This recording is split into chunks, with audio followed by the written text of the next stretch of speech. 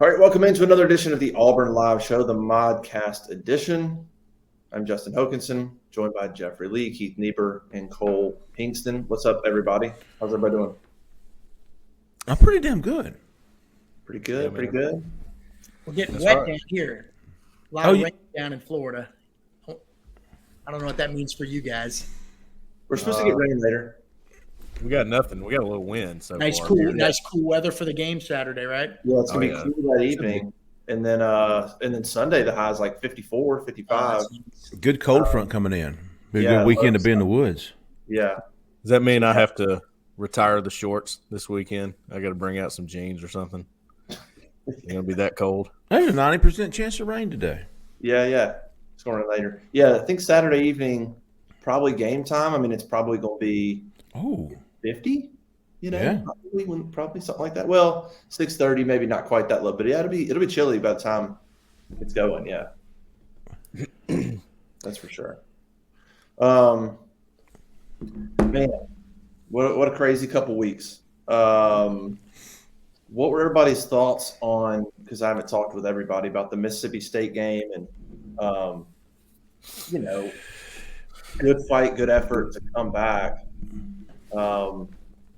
And it was funny watching the reaction from our fans.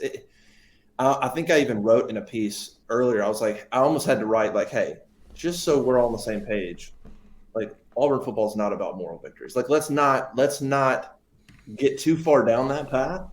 Yeah. But given the circumstances, Saturday, even the comeback was just nice to see. It was nice to see. They lost, but it was just nice to see that fight and that comeback.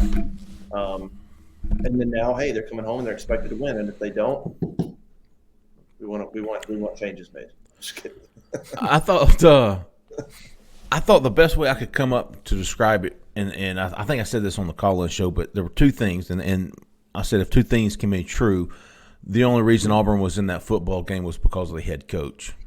And the reason Auburn lost that football game was because of the head coach. Mm-hmm. But it was the most fun I've had watching a football game. I don't know, probably since 2010. And it was fun. I was pulling for Auburn. I was cheering for Auburn. I wanted to see them win. They deserved to win. Cadillac deserved to win. And when it didn't happen, I was still okay with that. I was like, man, that was fun. That was fun, and I'm excited as hell about this 3-win Auburn team playing Saturday night. I think it's going to be a marvelous atmosphere. I think everybody's coming out. We've already seen that Auburn's announced the sellout. The recruits are going to be there. It's going to be the best atmosphere for a couple of cellar dwellers going at it. Maybe ever. Yeah. Yeah, both teams on 5-game losing streaks. Wild. I think the number one key is what Jeffrey said, though. The all day, up to the game, you're excited about it. The game starts, you're excited about it. You don't, fans everywhere were watching every second of that game. Whereas, we got people that are diehard fans enough to want to sign up to our website and follow every little detail of Auburn football and recruiting who say, hey, I've turned it off at halftime recently. I've just been turning off at halftime. There's no point. Well, that's not the case right now. They watch the whole game. They watch every play. They analyze every play, and that's what Auburn football was missing. Even if you're not winning, get that back, and you've got a good start to rebuild things here. Some passion. Yeah, absolutely. There's a famous headline in the Boston Globe years ago, I guess like the 1960s, and I used to know some Boston Globe reporters, and Harvard played Yale, and Yale, one of the schools, I think it was Yale, had a huge win, and Harvard ended up scoring like 2 touchdowns in the final minute to tie it. So it was 28-28, and the headline said, Harvard beats Yale 28-28. And that's almost like this game almost felt like a win for Auburn, even though it wasn't a win. The energy's back, the enthusiasm's back. Still a lot of the same problems. It's still the same team. Right. They play with energy. They play with fight. And it tells you a few things. If you're in a rebuild process like Auburn supposedly was in the last couple of years, if you're entertaining, people will get behind you a little bit more, right? They want to be entertained. And I feel like at times the last couple of years, we were bored more than entertained.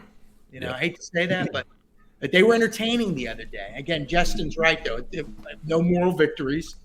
But, when you hit rock bottom, and that's kind of where Auburn is, 3 wins, you actually, at that point, once you've assessed that that's probably rock bottom, right, then everything else moving forward is up, right? So that's Absolutely. what right now. It feels like everything's trending up for Auburn. Nick Saban's going to be 72 by the time the next Auburn head coach, the permanent head coach, plays him in the Iron Bowl. He can't coach forever. God, he's great, but he can't coach forever. The new football facility is opening, and it's supposed to be the best maybe in the country, certainly one of the 3 or 4 best, they say. Still the same school, growing community, great place to live. So many positives right now. An NIL that's got this giant war chest. It's like I was saying this on the radio this morning in one of the shows. It's like a politician that hasn't had any competition. They're basically in one of those districts where they're going to roll. So they raise money and don't have to spend any of it on ads because they're going to win anyway. Well, they get these giant war chests. That's what Auburn's got right now. So it's all sort of lining up for a brighter future. And I think that has everybody excited. Yeah, it is. That's true. I mean, there's a lot of positives. I mean, that's what I was like going through this whole thing. I told people this thing can turn around real quick. I think those that of us that are around the program that live in Auburn, you see it. I mean, it was just you just had a little. This thing could turn on a dime. And yeah, you're right about boring. I saw somebody. I don't know if it was maybe earlier this year. I can't remember who it was. It was a national writer, but they were right, and they said, the thing about Auburn, even under Gus, even whatever, they were never boring, and they said they're boring now. I mean, they're just under Brian Harsin. They're boring. So it's not just they lose games, but it's just a boring way. It's like the hope when you're boring, you're apathy sets in and all that. And so they had become just sort of a very, very boring program and a boring coach saying the same thing over and over again after every loss. And that's not a good place to be as a program. I'm always kind of blown away when a school like Vanderbilt hires a defensive guy to be the head coach. You're not going to win consistently. So at least not be boring. And so when you look at where Vanderbilt's won, I'm not comparing Auburn to Vanderbilt, but just saying, when you look where they've won the last 4 decades, early 80s, they had Whit Taylor at quarterback and they threw the hell out of the ball. Then they had James Franklin and they threw the hell out of the ball. They were exciting and they won. When Duke has won, Steve Spurrier's been the coach and David Cutcliffe's been the coach. They weren't boring, and they found a way to win. But then they try to hire these defensive guys. Now, the mentality at Auburn is kind of that gritty. That's where I'm curious to see which direction Auburn goes here with the head coach. The Auburn the Auburn history is the gritty teams. Although a lot of those great teams had some of the best offenses out. Sullivan, the mid '80s teams, the Cam teams. I mean, the Ronnie Brown and Cadillac teams. I mean, those are some high-powered teams. But Nick Marshall. Yeah. When Auburn has had success, every team you just mentioned, Keith, was high caliber offense and defense, but they had that offense. It wasn't like they were winning. The 2004 team, the 2010 team, the 2013 team. I mean, none of us were alive, but if you look back, there was no team more exciting from 69 to 71, 72 in the SEC than Auburn. Ole Miss had Archie Manning. They didn't win like Auburn. Florida had John Reeves. Auburn beat the hell out of them 3 straight years. Georgia wasn't any good. And Auburn owned Alabama during that stretch. So, high-octane offense, not boring. I don't know. It's interesting. I mean, you could be a defensive-minded coach and still have great offenses too. Look at Bob Stoops. So, I mean, I don't know. I don't know what I'm saying, but it's they certainly weren't boring last week, I guess, is the thing. And let me say this before we move on, because Cadillac, like I said, gave Auburn a chance to win. He also lost that football game for him last week, and throughout the game, they didn't even attempt an extra point. Correct? Auburn went for 2 every time. Yeah, and I loved it. They went for it on 4th down, and I'm going, oh, man, you want to punt the ball here. But I loved it. I loved that mentality of, man, we came to win. So, looking back on it, those were absolutely devastating when it comes to the outcome, but I freaking loved it. And it wasn't boring. I wasn't sitting in the media room like I have for the past 2 years watching the football game on the TV when the sideline's right behind me like this. I mean, seriously, me and Cole, this is how we watched the first half of the season. Yeah. But when on the other hand, when Mike Leach did that onside kick at the end, I immediately thought, boy, what if Brian Harsin would have done that and the other team would have recovered? You know what I mean? Like, there's always that risk is what people have to remember. When you do a play like that, Mike Leach got lucky. He got fortunate that play. It could have easily gone the other way, and Auburn only needed 25 yards to potentially kick a game-winning field goal. And I know, Jeffrey, you're not so high on Anders Carlson right now, but it could have gone the other way. And it's interesting, the risk-reward, man. How these games, the SEC West has become like the NFL, where every game seems to come down to like 3 plays now. LSU, Bama. I mean, it's incredible. Even games that are 17-point games sometimes come down to 3 or 4 plays that just turn the game around. Yeah. But that was interesting. Leach was. Did you guys see the clip of him flipping over the receiver? Oh, absolutely. Sideline. I put that on the board. That was hilarious. Boy, he'll show them. I mean, he knows all they have to do is just pick the chair up, right? I mean. It's not like he didn't exactly smash him in pieces. Look, we can criticize Mike Leach. He is going to do it his way 100% of the time. He does not care what anybody thinks.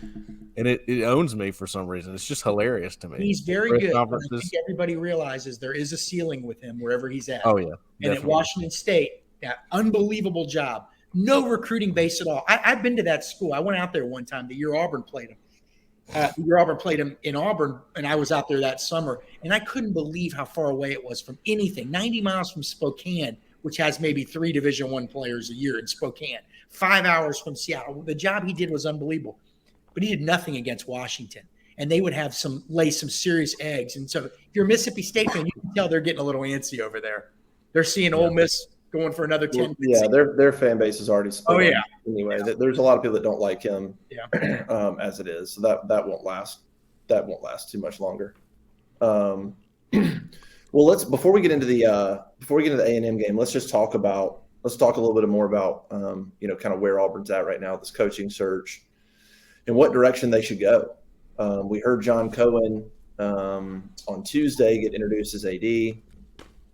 It was a fine press conference, nothing crazy. Talked a little bit about the coaching search, said it was going to be a long process, held up a list of 58 items. I don't know what those items could be. I don't think we need 58, but, what direction should Auburn go? I mean, I think we know Lane Kiffin and Hugh Freeze are probably the top 2 candidates at this point. There's going to be names being talked to behind the scenes that we don't hear about, obviously. But I think those 2, safe to say, are hot commodities and top priorities for Auburn, and they're dancing around some other guys trying to do their due diligence, and whether it's Dan Lanning, whether it's Mark Stoops, whether it's Matt Rule, whether it's Jeff Grimes, a group of guys that I don't think would be top candidates, but you certainly are going to talk to them. What does everybody make of the coaching search right now? When do they need to announce somebody? Does it matter when they announce somebody? Yes. I think that probably plays in Hugh Freeze's favor, but just sort of, I don't know, what's everybody's thoughts on what Auburn needs? Does fit matter, right? We heard a lot about fit on the board yesterday, and we heard a lot about fit from John Cohen, talking about how fit, he said, hey, it's cliche, but it matters. Fit matters. Now, of course, the question is, what does that mean to John Cohen? John Cohen just took the job at Auburn. So what is his definition of fit at Auburn? The guy just got here. So I don't know that answer. My definition of fit might be different than his. So I don't exactly know what that means. So I don't know. There's just a lot to digest, I think, as they try to go through this process and what candidates would be best for Auburn. Anybody have some similar thoughts? Has anybody noticed the Deion Sanders buzz has died down? Yeah. Yeah. Less than 0%. I don't really know why that is, but it definitely has died down a lot. If you're a big winner, you can fit just about anywhere, because chances are, if you're a big winner, you're smart. You know how to talk to people. You've won here, you've won there, so you can recruit any kind of kid, any kind of family, any kind of mom, any kind of dad, any kind of uncle. You can connect with any kind of booster. Winners are winners, as we've seen from guys. You don't believe that, Justin? Well, Brian Harsin was a winner. At one place. Well, he was a winner. No. You missed what I said. He had not recruited a kid from the South. He had not recruited in the South. You know, Brian Kelly's a guy that everybody was worried about all that stuff, but the guy had won everywhere he'd been. Urban Meyer had won everywhere he'd been. Nick Saban had won in the Big Ten, a 10-win season, his final season. I guess the last win might have been the interim coach in the bowl game, but built Michigan State. He'd resurrected that program and then fit in at LSU. So, I mean, you can go look for a cultural fit all you want. That doesn't necessarily translate to more success on the field. I'd find the group of winners and say, okay, then from that group, who kind of fits best with the ideal of Auburn. But, I mean, Lane Kiffin and Hugh Freeze both are exactly what you just described. Well, Lane Kiffin, the thing that I think where he would he's not super humble, and that doesn't necessarily fit with the Auburnness, the Auburn creed, all that. However, I feel like Auburn fans, in a good way, have a chip on their shoulder. They and I mean this as a good thing, that they feel like they want somebody that's going to mix it up with the other guys. And I don't think Auburn fans want an aw shucks guy right now, a Lou Holtz poor mouther type. I think they want a guy that emboldens confidence, like Lane Kiffin and Hugh Freeze, quite frankly. That's just I'm talking to people. That's what I think. I don't know. I find it interesting too, that everybody got real excited about this game and how how they played, but it was not an explosive offense. They completed 7 passes. Auburn? It's not like Auburn completed 7 passes in the game. So it's not like it was this highfalutin offense. They ran the toss sweep and the old quarterback student body right, student body left sweep. Yep. These plays that you saw back in the 20s. I almost in the I format. It was under center, pitch, student body left. Yeah. That's what There's nothing new or innovative about that. There's nothing really exciting about those plays. It's just the fact that you have someone new in charge who's excited to do that stuff, and they had some success on those plays, pounding the rock on people a little bit. People want to see that. I mean, they don't – it doesn't have to be this high, crazy passing offense. But to your question real quick, Justin, I think that Auburn's somewhat in this catch-22 in a way where, yes, you made the decision. You had to make that decision when you did, and you are the biggest program on the market right now. But you do have to spend a little bit of time having to find somebody because everybody's still coaching, and really the guys you're looking at have a chance at, playoff, SEC championship. If you're Liberty, a huge bowl game that you never really done before in that program. So that's kind of where you're at if you're Auburn, and how long it takes. It might take until after the Iron Bowl, and that's not going to be popular with everybody, but that's how it might be, to be honest. I think that's ideal. Well, I mean, obviously it's got to happen after the Iron Bowl. Everybody else is still playing unless you hire a rule. I don't know. I don't think that's a problem, to be honest with you. One more weekend going to kill you. I mean, Freeze, to me, I don't know, Justin, Jeffrey, Cole, he'd skip out on a bowl game in a heartbeat. I think he would. It's an interesting thing. Here's the thing with Kiffin. He starts a process.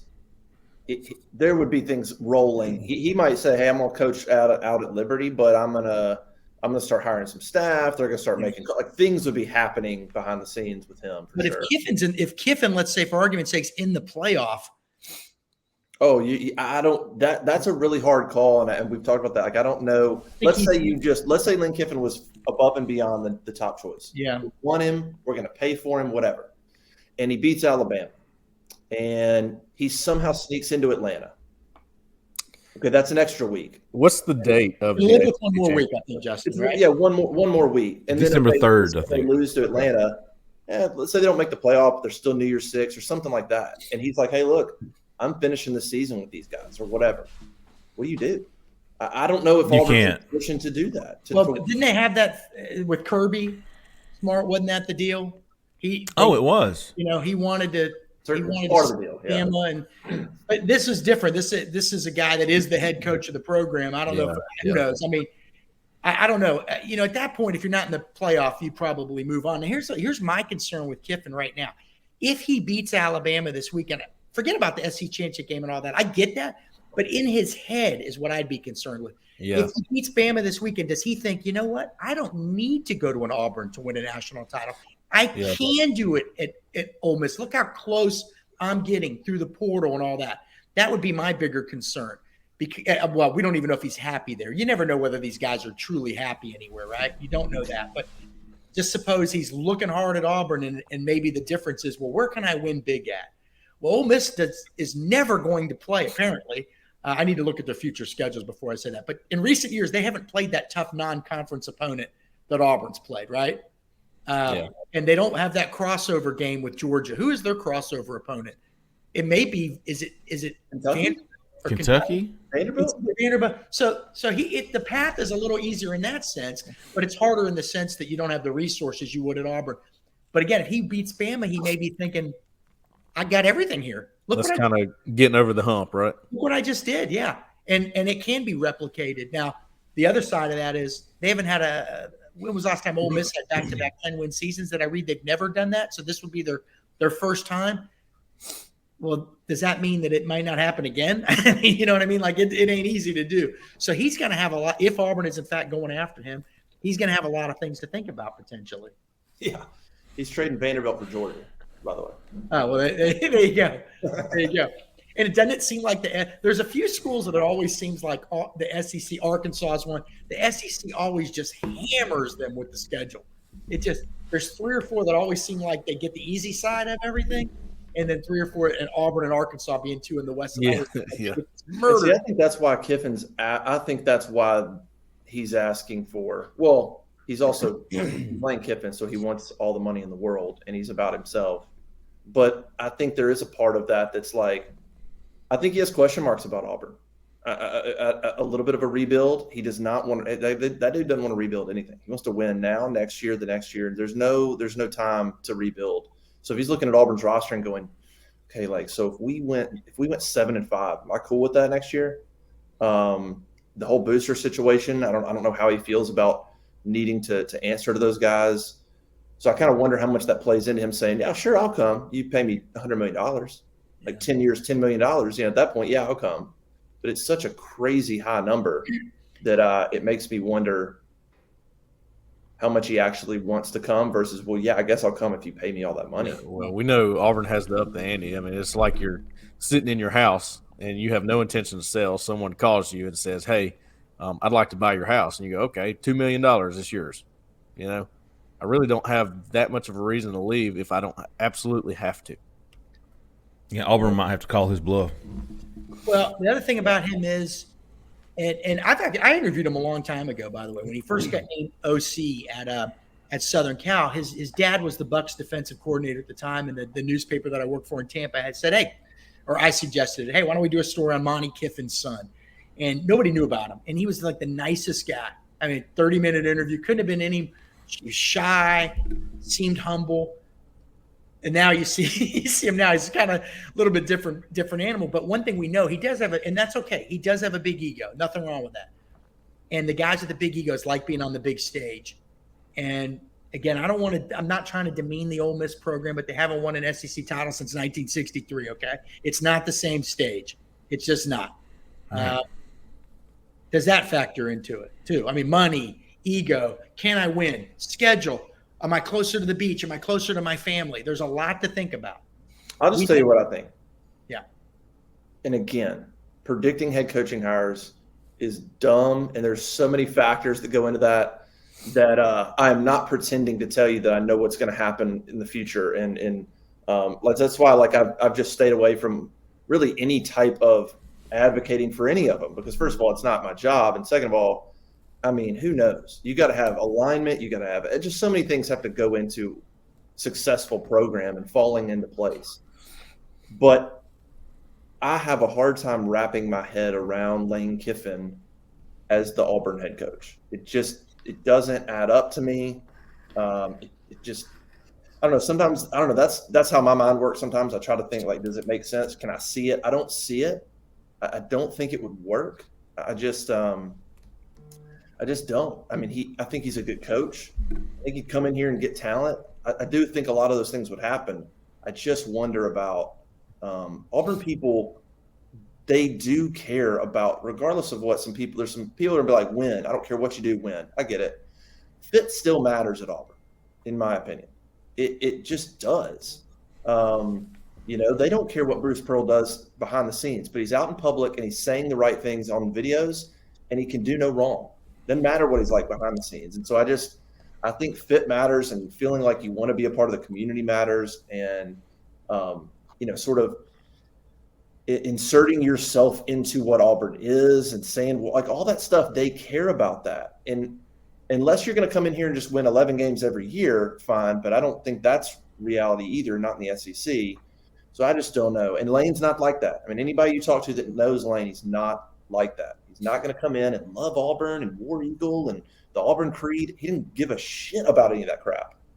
And so I don't know how long that'll work. Maybe now you're all pumped about it, but 2 or 3 years down the road, if he's just hey, I'm here to win games, I don't really care about I don't really care about that stuff. I just don't know. I don't know about that kind of fit. That's just my gut. That's just my take on it. Auburn isn't man enough to hire Lane Kiffin.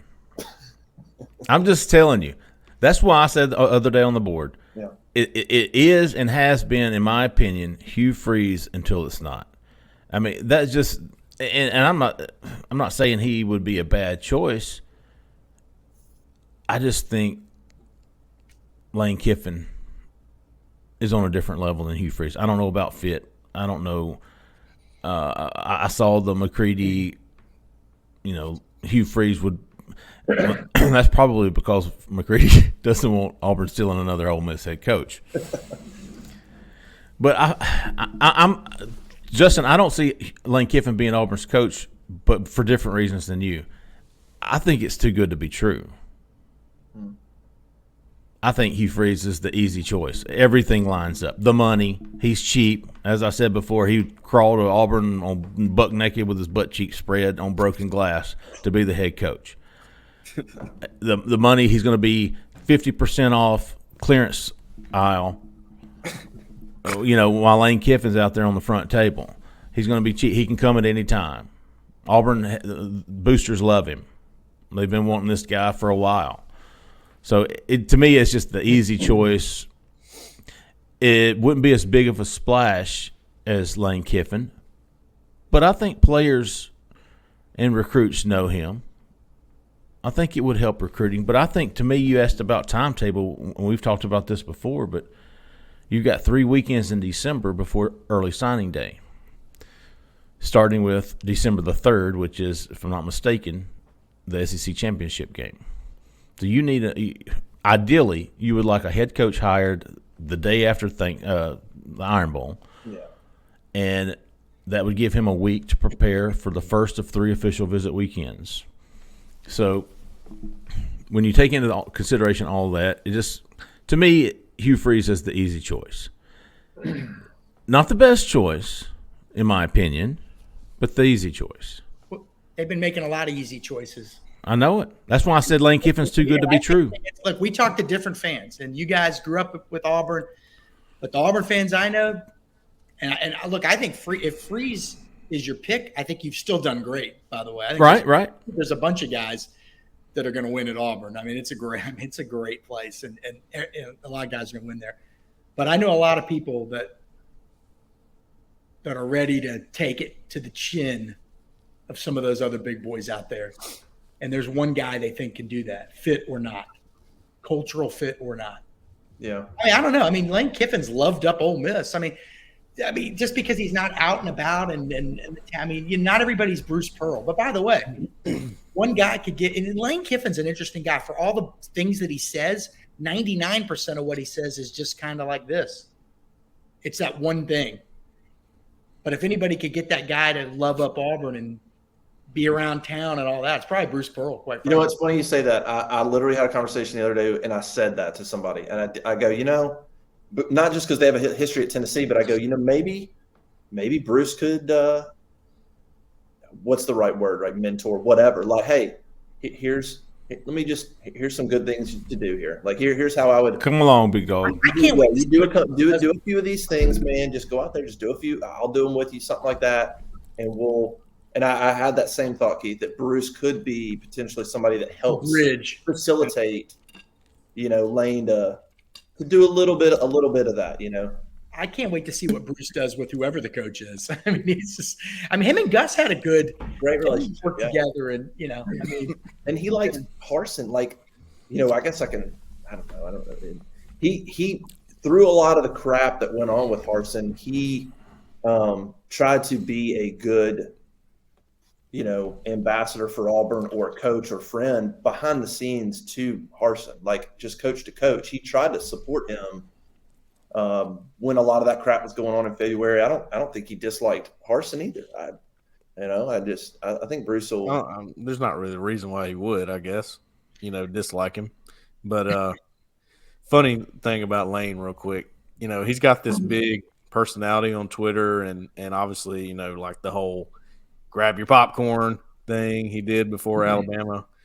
I went to the state championship game last year, Pike Road and Pleasant Grove, I think it was. Quinshon Judkins, that was the game that they got pictures of him standing over here like this, watching Quinshon Judkins. So the line was extremely long, and I had a pass to get in or whatever, but I had to wait in line. Well, behind me was Lane Kiffin, and he had a hoodie on and jeans, and he just sat there with his hands in his pockets, and I talked to him for a second, and he is just like a normal dude, and I watched him, watch that game and everything, and it's just like that doesn't even match. Like something about him says I'm just really not into politicking or making this big scene about anything. So I'm almost with you a little bit on that, Justin. I don't think his personality is going to be I am going to parade the streets and do all this, and I don't necessarily think Auburn has to have that. Right. But there's people there that care about the politics side of thing where you have to show your face. You have to, be at these games, make a big appearance, I personally though, I think if you, as long as you're good at politicking and recruiting, it doesn't matter. Is Nick Saban good at politicking? Doesn't he do the minimum? Like, right? Well, and that's the big, that's the thing that equals everything out. You go in there and you win. Yeah. You don't have to do any of that, right? It's your the great equalizer. Yeah. Great equalizer. Your ass kicked every weekend. You can't. And look, and Lane, here's the thing. I'm not saying Lane wouldn't work. I can't get my head around it right now. But he could. Like, he could come in and things could go well and he could win and people could warm up to him and get to know who he is, and he could warm up a little bit, and it just becomes a thing of we understand who he is, and it could work. It absolutely could work. It's just like at the moment it's hard to get my head around, because he would come in and be, he would be Bruce Pearl and Bruce Pearl. He would say all the right things, and people would love him if they can get past his past. Which I don't really want to talk about that. Everybody's got a past, and I just back to it, people would not care about all that about Bruce if he was losing. They would not care at all, right? About his persona about Auburn and how much he seems to love it. Oh yeah, it wouldn't mean as much. Wouldn't mean anything. Great, you'd be great. You love Auburn, but hey, we'd like to. Even in basketball, right? People are gonna be like, "Hey, we haven't won let's go." Like, hold on. That was my point to our caller the other night, Jeffrey, that called in and said that Auburn wasn't ready for Deion Sanders or whatever. If you win, they're ready for you. I promise. It will cure it. It will. And that's not what I'm concerned about. Winning in the first couple of years, I'm not concerned about anybody. It's 4 years down the road. Does it matter? Like, what happens 4 years down the road if it's an 8-win season and it's like, and you're not doing that other stuff? I just know how Auburn fans react. I feel like that's why Tommy Tuberville was loved. He did all the right things, and so there was he could survive a few of the lulls. He was literally a politician. Exactly. To me, it really just boils down to 58 things. That's great. All right, the four of us are sitting at a table. We got our list of reasons, pros and cons. Which SOB is going to win me the most freaking games? I mean, forget the appearances. Forget kissing the babies. I'm tired of looking up to this team. I'm tired of looking up to that team. That's it. That's right. Taking me to the promised land, baby. That's all I care about. That is exactly right. The game is, and Justin, I'm not diminishing anything else you're saying. I'm just saying for me. No, I agree with you. I don't disagree with you. Who is going to take my program to the promised land? Because what's happened the last few years is just not. It's not Auburn, but also, Auburn not having a 10-win back-to-back 10-win season since the 80s. We don't know. Nobody's really fully unlocked. Well, what we don't know is, has Auburn reached its cap? I hope not. No. It's pretty good, by the way, even if it has top 15 historic program. But who can take that cap off? Who can unleash this monster? Who's capable of doing that? I don't know the answer to that. I think Freeze could do it. I think if you hire Lane Kiffin, though, holy cow, are you going to get a hell of a lot of media attention, and everybody's going to be talking about your program, and I don't think that's a bad thing. Now, they'll be eating up the losses when you lose, no question. But that guy don't lose. When he's down, he ain't down for very long. He always seems to find a way to bounce back. So I don't know. If Kiffin and Freeze is your floor. Oh, that's a good floor. Whew. I agree. And I don't think he is the floor, by the way. Winning football there. But if he is the floor, you're right. But, I mean, that's a damn good football coach. That's a guy that I've seen him recruit, man. I've been in his camps. Like, he connects with people. Now, I don't think, Jeffrey, I kind of disagree with you. I don't know how many recruits know who he is now. Who's this? Hugh Freeze. Oh, okay. But they'll know who he is fast. They'll know who he is within 2-3 weeks because he, like Cadillac, like we've seen, I don't know if he enjoys recruiting, but he certainly portrays himself as enjoying recruiting, and that perception's reality. That's half the battle. Yeah, I mean, gosh, he's called me in the past and given me great interviews about the recruiting classes. He's a I don't want to say P.T. Barnum. That's not fair, but he does have some pearl in him. He's a promoter of his program, I guess is what I mean by that. Yeah. But I'll tell you what, I would take either one of those guys and be happy for different reasons. I think they both get you maybe to that finish line you want. It's exciting thinking about the possibilities with both those guys, and there's other guys too. I mean, Todd Monken's name, I guess. Justin, did you write about him? You did, right? I don't know if I ever mentioned him. I mean, I don't know if he's a full candidate. I'm just saying there's a lot of guys. Like you look what he's done, and then you look what he's done at Southern Miss, and there's a lot of good candidates out there, man. They're really to me, you got to get a guy that's been a head coach. Auburn's not in the position. Even the Jeff Grimes thing, that was kind of my one hang up. Like, yeah, is Auburn's in the position right now? They need a head coach, like a guy who's been it. That's a little bit of a risk to go. Well, Monken's been a head coach, and obviously he inherited that awful situation at Southern Miss, right? Yeah. And in by year 3, won 9 games. So I mean, it's a smaller sample size, and that's to your point, Justin. That's even though he's been a head coach. 3 years is a much small sample size. I get that. But it's funny because Stoops and Mark Richt were both kind of career assistants. Not like Sam Pittman was, but they got elite jobs being assistants. Will Muschamp did too. Works out for some, doesn't work out for others. But that's every head coaching opening, really. You just never really know. Let me ask you this: If Chip Kelly was interested in Auburn, would you even go down that path? I've been meaning to ask you guys this. Chip Kelly? Sure. I mean, why not? I don't think I would. See what he's got to say? I don't think I would go for him over Hugh Freeze or Lane Kiffin. I think he would be after them for me. Is there any left field candidate that you guys, if you were running the show, you'd say, you know what? We're gonna talk to this guy just to see maybe he lights up the room we didn't know or whatever, up and comer, because there's that question, guys that have already done it, it's so hard to do it again, right? Or a guy that's a climber, and I think that's what Auburn really hoped they had with Harsin, a guy that was a climber. That's what they got with Pat Dye, obviously, a climber, a young, hungry guy. But is there a guy out there that you guys think that anybody out there, you're like, I think we need to interview this guy just to cover all our bases? Yeah, I got one that, I just know it won't be popular. I don't care. Will Muschamp. I would just want to see what he could do in this NIL world as a head coach. I mean, I thought he recruited well as a head coach. Obviously didn't win. But maybe you talk about fit. Feels like he would fit at Auburn. I think he's kind of both sides. he'll politic a little bit, but he's also this crazy guy who just energizes football teams and fans and whatnot. So I'd like to see what he could do as a head coach in this NIL world and transfer portal world. And if not him, Jamie Chadwell comes to mind from Coastal Carolina. And those are out of left field. Those are not my choices. Be clear on that. I'm just answering Keith's question. These are guys that come to mind out of left field.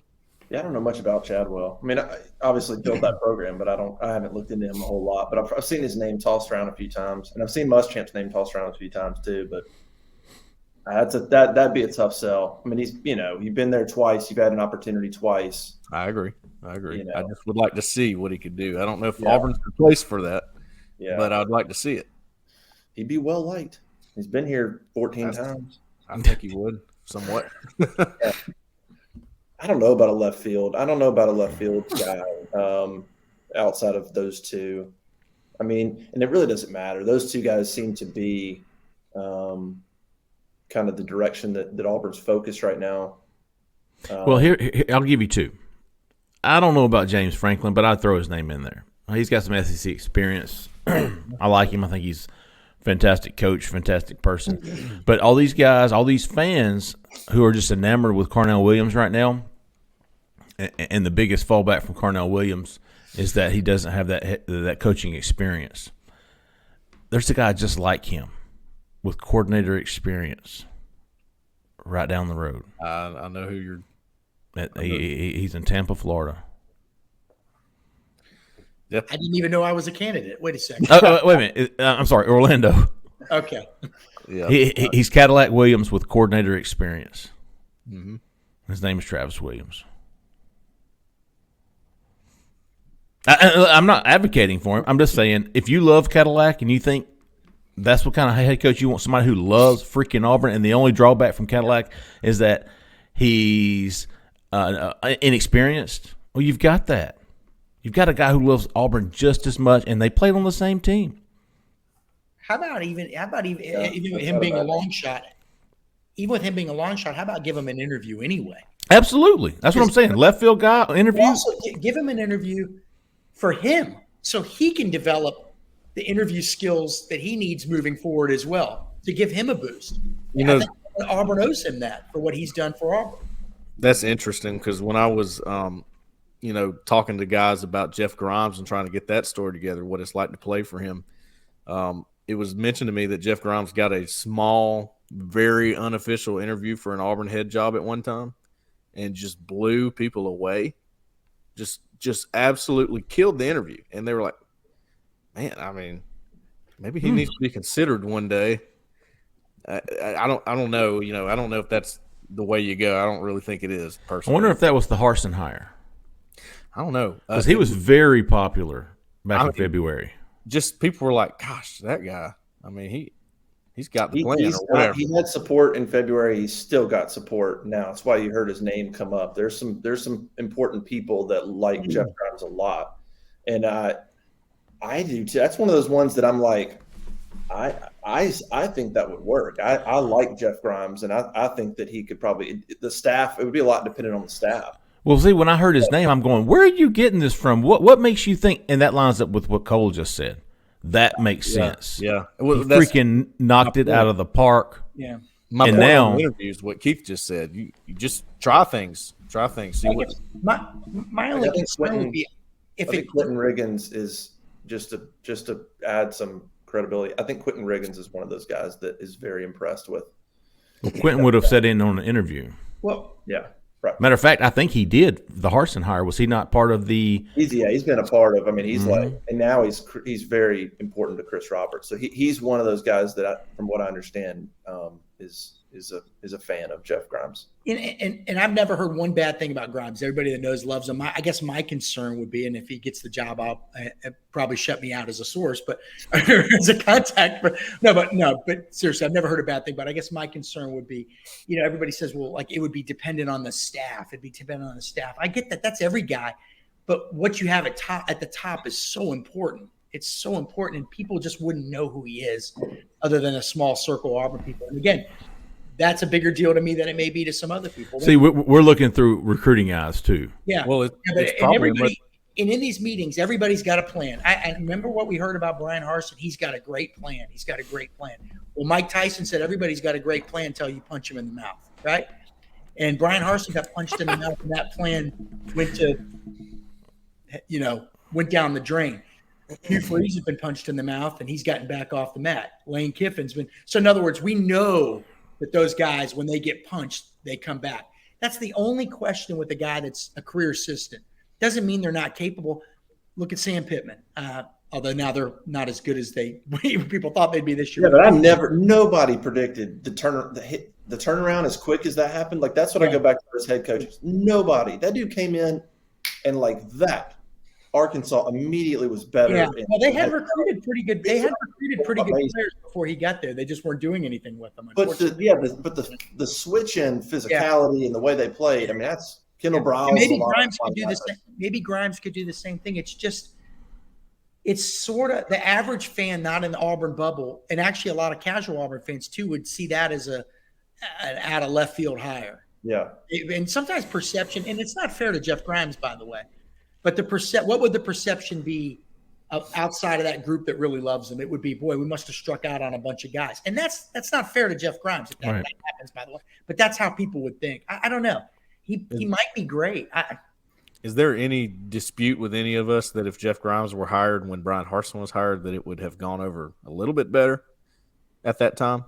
Now that you've gone through this, it's like you just can't go there. You just can't go there this time. It's not going to work. As far as perception goes, whoever they hire now, again, is going to be that guy to Auburn fans in their vision, their mind is going to be a guy riding in on a white horse to save the day. Yeah. I think they'd get behind him, but they'd probably get behind Lane or Dion or Freeze more initially, at least. Then it'd be up to him. I don't know. That's a tricky one, Justin. That is a real tricky one. Never heard a bad thing about the guy. Never heard anything that wasn't great about the guy. But is that the guy? I don't know. The line that Auburn fans could look at and go, yeah, I didn't want to hear that because that's actually good. Stacks offensive lines and creates powerhouses. That was the line I was told. Everywhere he goes, he stacks the offensive line. Maybe that's better as a coordinator. I don't know. I'm just saying. I'm just adding these things that I've learned along the way here. So, yeah. Now, if you don't hire him, I don't know. We don't know who the head coach would be, who their OC would be.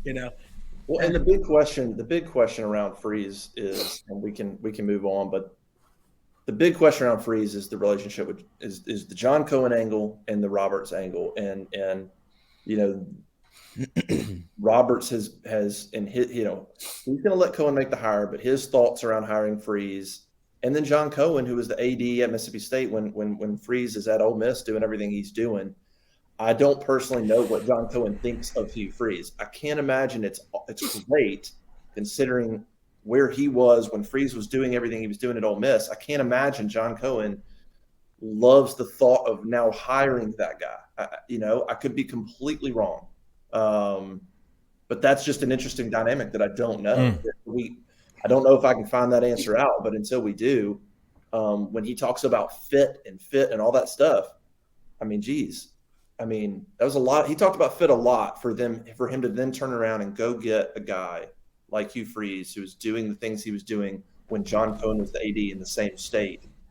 That would to me, that would kind of blow up the narrative of fit, because I can't imagine that you think that John Cohen thought that was great, what was going on. So it's an interesting dynamic, man. It really is. I'm thinking out loud here. If you're forgiving Hughes for having a past, as everyone does, do you forgive Will Muschamp for his past of not winning? That's the one unforgivable sin in the South. Okay. Okay.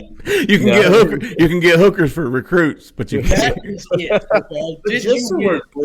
Just so we're clear, and I don't know that I haven't gotten into because the board I haven't gotten into a lot, but just so we're clear, and I don't want to go. I'm not going into detail. I'm just going to say this. Okay, if you have a problem with Hugh Freeze, do not think or kid yourself that Lane Kiffin is like an angel. Okay, so just the picture of morality. Say that if you're like, well, I don't want Freeze's baggage. Lane Kiffin has got plenty of skeletons in the closet, okay? And it's just everybody's individual, everybody's different. Like everybody's got past, it's whatever. But just please don't be like, if that's your issue with Freeze, then I'm just going to tell you that should be your issue with Kiffin. You just maybe haven't heard about it as many. If you want a guy, you want a guy. If you knew about all of them, you'd probably go, well, shit, Freeze isn't that bad. If you did.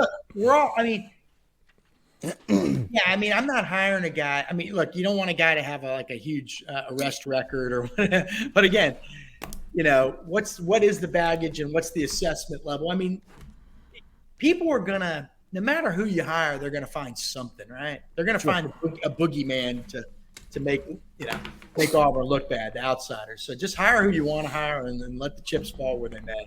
That's what I would say. But there's a lot of parallels. There's a lot of Freeze. I don't care what he does. That's how we are with our politicians these days. We all, if we love somebody, well, yeah, I don't really. Yeah. You know, so what's the difference? I mean, you know, these guys aren't.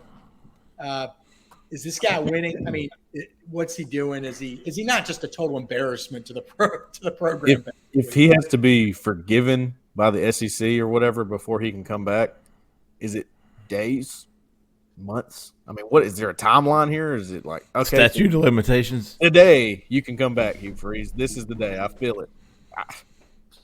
I mean, what's he's coaching at Liberty. I will say this. He I don't know. I was turning the page on Hugh a week or two ago, and I watched him beat ass against Arkansas. All right, and the post game, it was just like, chill out, dude. He was making a. Huh? Was he campaigning? Oh my God! Y'all saw it, right? I was just like, dude, chill out, bro. Don't be so desperate. I want everywhere I've been. I mean, I went here, I went there. I'm a winner. Well, what did we say about that? You know, it's funny you bring that up. What did we say about the AD job like 3-4 weeks ago? When it feels like somebody's trying so hard to get the job. Well, we've all been there. I've applied for jobs where, man, I pushed and pushed and pushed and was never even considered. The people that want you come after you. You don't go after them. Now, they tell you growing up, if you want a job, boy, you got to go for it, right? Yeah. The real world is if they want you, they're coming to get you, okay? Especially in this coaching world. So it's almost kind of, gosh, Jeffrey, now you got me questioning my pick of Hugh Freeze maybe being the guy. Like, if a guy's trying that hard to get the job. Did you see it? Yeah.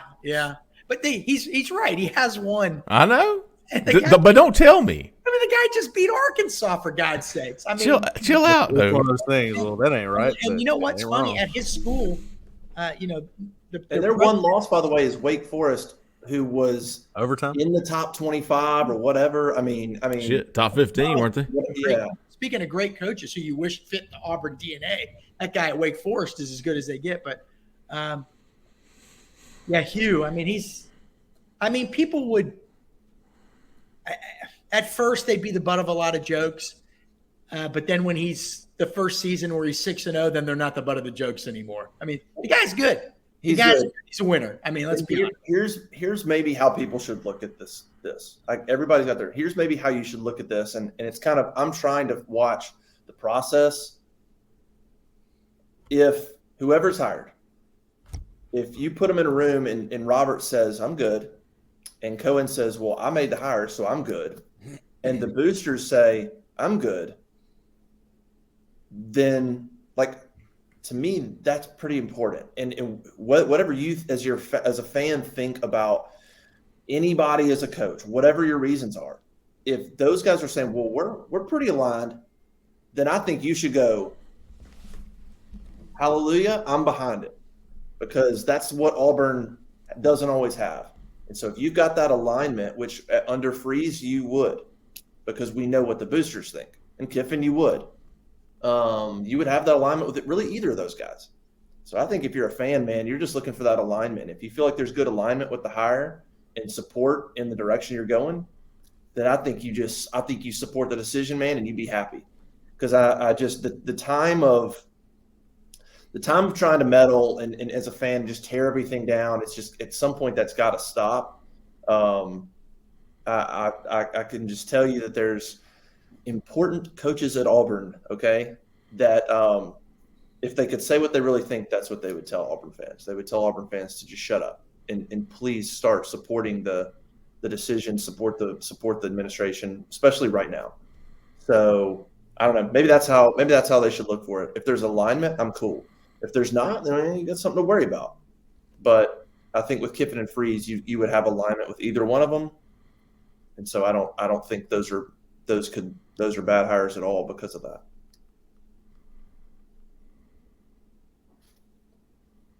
Agreed. All right, let's talk about this A&M game real quick, and then get out of here. Well, we also got recruiting. I mean, right? Like recruiting's big. A lot of big time kids, right? A lot of big time kids. We'll go in depth on that tomorrow on the recruiting show. All right. So so tune into that, and a lot of 4 or 5 star kids. All right, A&M. Both teams come in 5-game losing streak. Anything from Prize Picks on this, Jeffrey? Yeah, you know what? One of the guys I love watching A-Chain from A&M. Oh yeah, he's fast, man. I love watching him, man. So Prize Picks has got. First of all, let me get everybody. If you're not familiar with Prize Picks, man, we have a lot of fun playing on Prize Picks. It is your daily fantasy game, and they've got a promotion right now going using the promo code War Eagle, all caps, one word. Prize Picks will give you $100. We'll match up to $100, 100% of your first deposit. Best way to have action on the game in states like Kentucky, Alabama, Florida, Texas, over 70% of the U.S., man.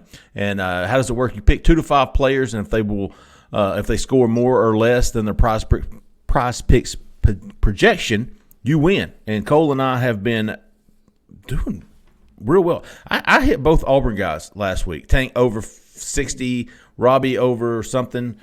And this week, you've got A-Chain. And Prize Picks is expecting a big game from A-Chain. More or less, 115.5 rushing yards. They're expecting him to go off. By the way, after last week, Auburn was 127th in rushing defense, and now they are 114th. Well, okay. That's what happens when you play the 124th ranked rushing. Exactly. They're going like this. I put that in, like, in Mississippi State, they had 13 rushing yards, and then you go and you're like, well, they're basically dead last in rushing. So I'll take it. And Evan Stewart, 66.5 receiving yards. So they're expecting I mean, I don't know why that's Moose Muhammad over 60 receiving yards, or his projection is 60.5. Zach, is the line still at 2 Auburn? Over and under is 48.5, so they're looking at 24-20, 28-24, 27-23, something in that range for this score. I have hit 1.5. 1.5, okay. 1.5. Auburn minus 1.5. You're getting 3 points for home, so this is pretty much a 50-50 game. I've hit twice on A-Chain on Prize Picks. Oh, yeah? Taking the more? Yes, both times. That dude is explosive. He's a lot of fun to watch. Reminds me of a more fluid Sean Shivers. Yeah. Because he's small. Right. He's fast. He's short. So get signed up for Prize Picks, man. It's really easy. I did it, so it's got to be really easy. Deposit your $100. They'll match it. You'll have $200 easy. Then you can start playing more or less, and it's 50-50 on all those. You can play 2, and the ratio on winning is, you can pick 2, you can pick 3. There's even flex plays where you can play 3, and you hit flex play, and all you got to do is win 2 out of 3 to win money. Awesome, fun, and really convenient. A lot of fun. Prize Picks. Remember, War Eagle, all caps, one word. Get signed up, and they will match your deposit 100% up to $100. And I don't know what I'm going to take over the A-Chain. 115.5 seems like a lot. I'd go over more. Yep. Okay. I don't know much about the receivers. I just know more about A-Chain. Yeah, Evan Stewart's that 5-star that Damian landed. And then A-Chain, though, I mean, Auburn, Mississippi State was a good little reprieve for a week, a good little relief because they don't run the ball that well. But, I still think Auburn's probably still got some issues running the ball. Enough that A-Chain and his speed, he's gonna make some runs. Okay. Well, there you go. How about you want to hit some projections, Justin? I know you've got On to Victory coming up. Q&A with On to Victory, Brett Whiteside. He's also, we're going to have a show tonight with him if anybody has any questions. Yeah. I just didn't want to keeping you, Justin. If you guys, we're good. He's in and rolling, so we're okay. Good now. Yeah, I think Auburn's look. I mean, here's what's funny is this game. Everybody's like, even Carnell, look, I just want to play hard, all that stuff, right? Well, then Auburn should have won that game last week, and now you're playing a team that you're a point favorite over, and it's a sellout. So what's funny is how quickly it goes from, hey, we're just glad to be back playing. Man, that was a fun game, right? Like I'm glad to see everybody smiling, and how quickly it goes to, no, we got to win Saturday. If we don't, I'll be mad. Like Auburn should win this game. You're playing a team that's reeling just as much as you. And how weird is this that you have a 5-game losing streak, but you've actually got some momentum. You've got a little bit of energy coming into the game because of the coaching change. You're favored over a former top 10 team. That's crazy. Yeah, A&M. And A&M has no momentum. I mean, they've got nothing going for them right now.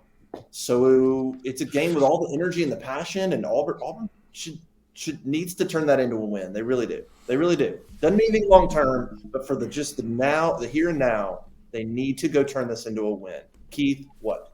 Well, I'm saying, no, I agree with you. And also, Texas A&M. Don't get mad at Texas A&M. No, I'm not. Texas A&M seems to be reaching the mail-it-in point. Okay, right. It's getting close.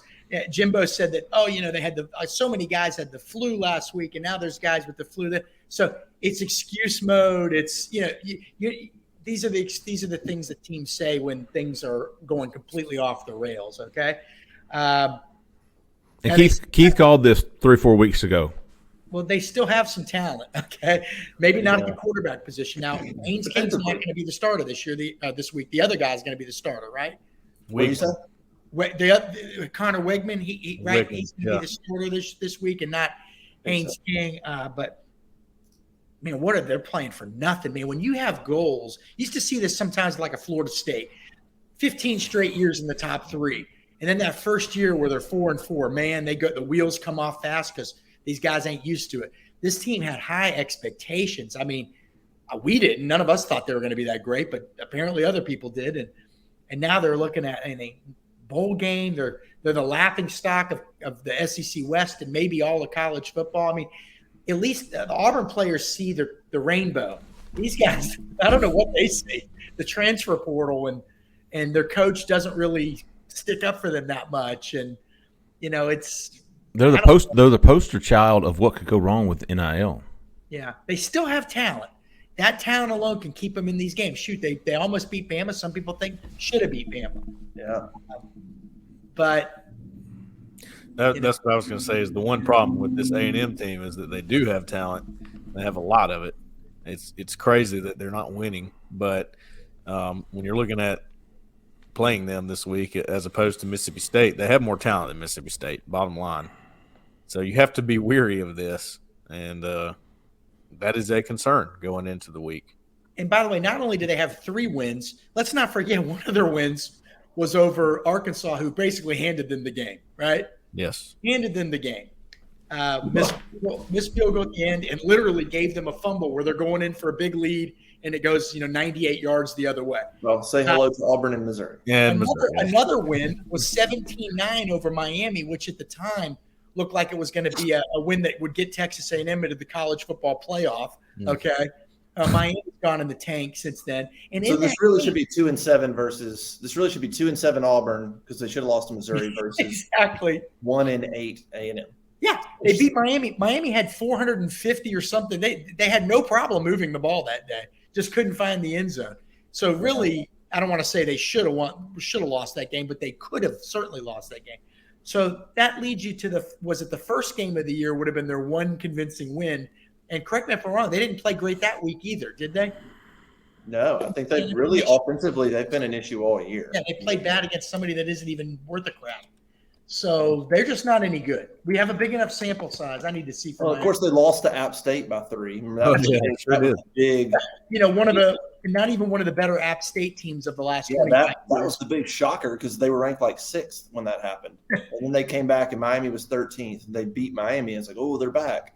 and then they shouldn't have beaten Arkansas, and they did. I mean, so like they technically had a win over a 13 and a 10 in back-to-back weeks, and then Sam Houston State 31-0 in week 1. Now Sam Houston's actually 5-2. They're not terrible, but I will say that Sam Houston, which Texas A&M only beat 31-0, 2 weeks ago beat Utah Tech 18-13. Guys, I'm gonna be honest with you. I followed college football my whole life. I've never heard of Utah Tech. what? Is that a misprint? Utah Tech, it says. No. Then the next week they beat Carleton, which is an up-and-coming 1AA team, but that's not even a great Sam Houston team. They got a 10-point win over Texas A&M Commerce. Yeah. A 1-point win over Stephen F. Austin, 8-point win over Eastern Kentucky. Utah Tech, by the way. Now I'm going down this rabbit hole here. They're the Trailblazers. They're 3-6. Trailblazers, baby. Did y'all see like this note? Their logo is like one of those that you purchase. You know what I mean? Like it's like one of those that's available to like every. I believe it's an online university, dude. Please read what Zach just put in the private chat on that. That's amazing. Oh, okay. Yeah, that's right. They were the Dixie State Trailblazers. I've never heard of it. Yeah, hey, okay. you can't go around saying Dixie now. You got to change that shit. Well, one of Utah Tech's wins was over Shadron State. So, I mean, I don't know. When does Utah Tech play Zach McKinnell Teachers College of They play BYU in a couple weeks. Oh boy, they do. They play. Oh my God, they do play BYU. But anyway, point being, A&M doesn't have a single impressive game that they've played this year, really, other than the Bama game. That was Utah's Tech's biggest rival is DeVry. Virginia College. Keith, what are you doing? I mean, Zach's giving us all the info here, but yeah, I mean, again, no, Texas A&M only lost to South Carolina by 6. They only lost to Ole Miss by 3. They're competitive in games. That's what worries you. What makes you feel good is they're competitive, but they're still losing, and that's when they still had something to play for. And now Florida might have opened the jar last week, certainly loosened it, and losing 17 points at home to that team is a disgrace. So they're not heading in the right direction. What's interesting? What's interesting is looking at A&M, and Cole has written about this, and we just talked about A-Chain, and I think A-Chain's a really good back, and Auburn struggled to stop the run. But I thought A&M more of their struggles this year was the passing game. Absolutely. But if you look at the numbers, they've thrown 14 touchdowns and 6 picks. That's not bad. But Haynes King's QBR is 45. Yeah, but I thought it was going to be. I thought I was going to look at this and see like 10-10, and it's 14-6 is not to lose 5 in a row. That's not that bad, and it's the rushing numbers that is not up to par of what they. I mean, there's 130, 140, 130, 70. I mean that's not anything crazy. That's fairly pedestrian, really, in college football. So they haven't. Well, it's an offensive line issue, I guess. It's very similar to looking at Robbie Ashford's numbers and going, "Oh, he hasn't turned it over in 2 weeks, 3 weeks." But the amount of incomplete passes. I mean, he was 32% against Mississippi State. Yeah, a lot of 50% in here. Yeah. But his stats. I mean, he didn't throw any interceptions, had a touchdown or whatever. The best game he had was against Arkansas. Statistically, I think his QBR was like 150 in that game. But he definitely didn't do enough to win the game, right? And that's just kind of where they're at, I think. Yeah, five games they've completed basically 50% of their passes in 5 games. So it's just a lot of hit or miss and kind of all over the place. Yep. No of all the states to be home to a Dixie State, it's Utah. No, right? It's odd, right? Yeah, right. It's 12,000 students, by the way. Nice. I was thinking it would be from Woodland, Alabama. Yeah. Where's it at in Utah? St. George. Oh, so that's down at the border with it's right above the Grand Canyon, right where Nevada meets Utah and Arizona, right in that corner. Definitely Dixieland, right? Oh, yeah. I mean, their graduation rate is only 47%. You can see a photo of their mascot, the Trailblazers. But probably scary. The irony of having a Trailblazer as your mascot for Dixie State. And really blazing that trail. Okay. Yes. Game predictions? Yeah. Game predictions. I'll say 27. I don't really. I'm scared as hell to pick Auburn, but I'll do it anyway. What's the 27, 26. 27, 26 Auburn. Just another weird. Yep. Neither team's getting great quarterback play. Special teams are completely hit or miss with both teams. So I expect just a wild, weird game. Cole Pinkston. All right. 30. I got one. 31-24 Auburn. I give Jordan Hare the nod on this one. I think it's. You think Anders Carlson's going to kick a field goal? I do. I don't think it'll be Evan. I don't think it'll be not Evan, Alex McPherson either. So he'll be like 1 for 4. I mean, I'm just kidding, man. It's D1, you know. I'm going to go with 20. There's no way I'm not picking Auburn to win this football game. No way. With the crowd, with the Cadillac being at home, the Tiger Walk is going to be. It's going to be loud. I really expect a fantastic home environment. No way I'm picking against Auburn. I'm not guaranteeing a win, but I'm certainly not picking against them. 26-22. Ooh. Can I add something to my pick, Jeff? Sure. Cadillac carried off the field after the game. I hope I didn't steal anybody's thunder there. No, I think if they win, I think he's getting carried off. I believe that firmly. I thought it would last week. Look at Justin's face. I bet you. Hey, Keith, I guarantee it. I will. If Auburn wins, he gets carried to the locker room. Hey, if it has to be me and you carrying him off the field just to spite Justin, we'll do it. Okay? I just ask one thing. Let's please not rush the field. That has become. I don't think there's any chance that's going to happen. No. Well, I mean, who would have thought LSU would have done it against Ole Miss? That needs Well, to the stop LSU hadn't happening. lost 5, or Ole Miss hadn't lost 5 straight games either. So I don't. No. Stay in the stands, folks. It's happening at an alarming rate right now, and I just don't That's want that happening to too happen. much. Oh gosh. There's a part of me that thinks that everything is kind of lining up, like it's this sort of for Carnell, right? It comes home, sellout crowd, just the kind of relief of winning a football game that could be on Saturday, just for a night, just some joy. I feel like, I don't know. I think it's my cynical side that's like, I could just see all of that being stolen. And A&M, like winning this game 24-21, and it's just the year of misery continues. But, man, I have to go with Auburn. I mean, there's too many things right now this last week. There's a lot of positive energy, regardless of record. Hey, this is one of those games you just throw out the record books. I think by the request of the 2 head coaches. Right, yeah, exactly. It's so bad that we're going to ignore how bad the records are. Great football game. Yeah, it's just a classic. A&M's won 2 in a row in the series. Yeah, I'll go Auburn 20.